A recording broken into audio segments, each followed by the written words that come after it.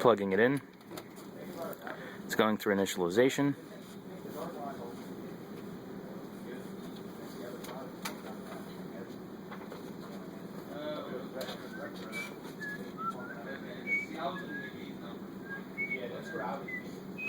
Rebooting. And we're connected. So what that just did is it went through everything on there, set up the Wi-Fi to connect to the Wi-Fi network that I have set up ad hoc on my laptop.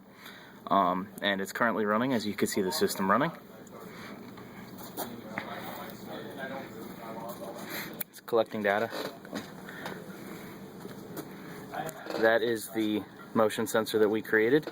It's collecting data. There's Ben and Jack having fun running across the sensor. Yeah. Wi-Fi is posting the information and waiting for a response. That's what that status light is doing.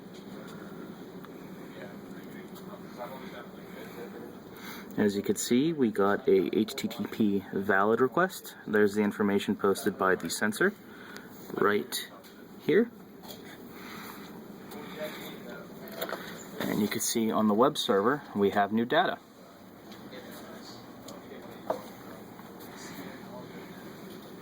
It updated the status of our device here, as you can see by the bottom LED. And that was just a live update from the HTTP.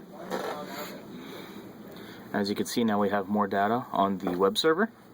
This is connecting to my local, or not a local server, but a remote server, so it's actually going out across the internet. And we're just waiting here.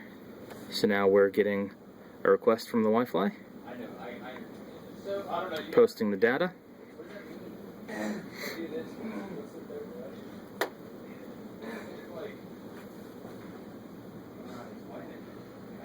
Got a valid back. Got a status 1. Status level 1. So on this main board you can see here we have a mode switch, a Arduino Uno core, we have a Wi-Fi module. This is the breakout to the serial sensor that we have that I'll show in a minute. The two black chips there are the power phase. It regulates the 9 volt coming in down to 5, down to 3 volts. We have a logic level converter here in the middle. You can see the real-time clock on top there. This chip here is a port expander going out to output all of these LEDs. We're connected to my computer via that FTDI Basic by SparkFun. And then underneath the real-time clock you can see a green power LED, and there's also a EEPROM.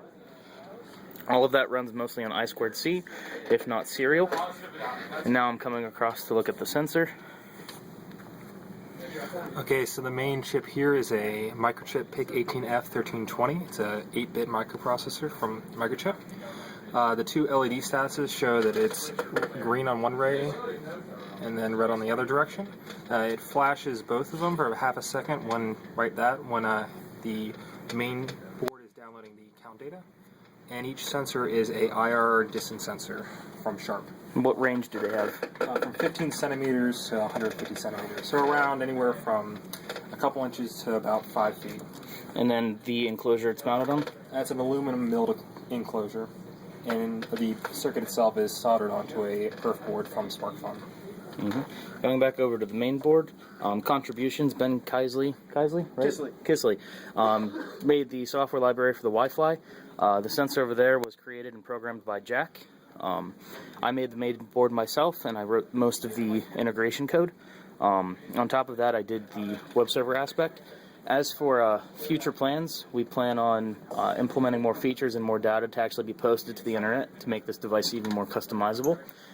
We'd like to integrate the entire system on a single chip so that we actually have more resources to run into, and we'll have enough memory available to do what we need to do.